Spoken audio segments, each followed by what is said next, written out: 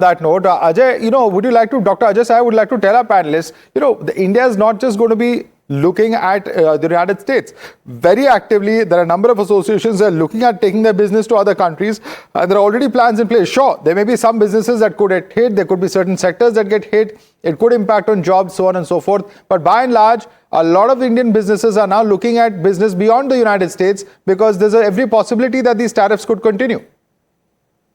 You are absolutely right. Let me just respond whether this will only impact India or it will affect the US consumer. If you look into the recent report of the Goldman Sachs, 80% of the tariff burden was with the US consumers and US importers. Only 20% was with the foreign supplier. So that means it is going to hit US badly. Of course, in the short term, it will hit India also. Roughly 55% of India's exports to the tune of around $47 to $48 billion will come under a high tariff. 47 to 48 billion will continue because we have a level playing field either under Section 232 or under the exempted category.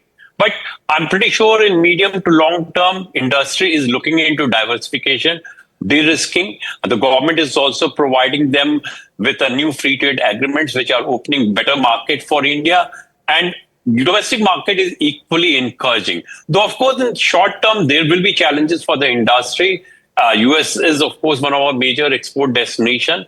But we have been given to understand that a lot of the global companies who are procuring from India, they are also tweaking with the idea that the Indian supply can be exported to European Union and the supply from other partner country, maybe Bangladesh or Vietnam, maybe earmarked to the US. So while it may impact my exports to US, but it may not impact my overall exports. The export to the US may get diverted to European Union or to other countries also. And industry is also looking into the new market. I think one of the good point out of this, the tariff war, is the fact that industry is more keen to diversify and de-risk from that. Absolutely. And in fact, Angie and Chris, I'd like to bring you both in on this because the point is this. The point is that here you have on the one hand Indian markets, Indian businesses that are looking to compete and in fact take their business elsewhere.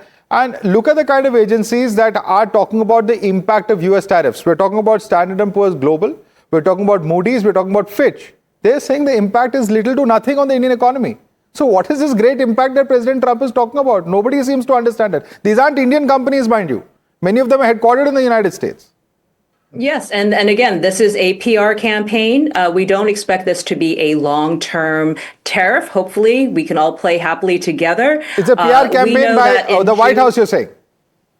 Yes. And again, we saw in June and July, there was a lot of shipments coming in from Asia. A lot of suppliers and retailers stocked up knowing that there's tariffs coming down the pipeline. They hope that this tariff will be resolved very, very soon. But again, these are the pressure points. This is exactly how President Trump makes his deals, is by holding the cards. He wants to put these pressure points on India.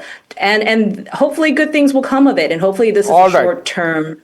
Well, will good things come of it? It seems a bit too optimistic at the moment in terms of an interpretation, judging by what we're looking at in terms of just the responses around this panel. But let's see how things pan out. Is it just a PR campaign by the White House, as Angie Wong is saying? That's perhaps the best case scenario. But even if it is, the manner in which the rhetoric has played out has left a very bitter taste here in India, at least. I'd like to thank Angie Wong, Christopher Clary, as well as Dr. Ajay Sahai and Sushant Sareen for joining us on this very significant moment. Is this perhaps a new paradigm when it comes to India-US ties? We'll have to wait and watch. Thanks.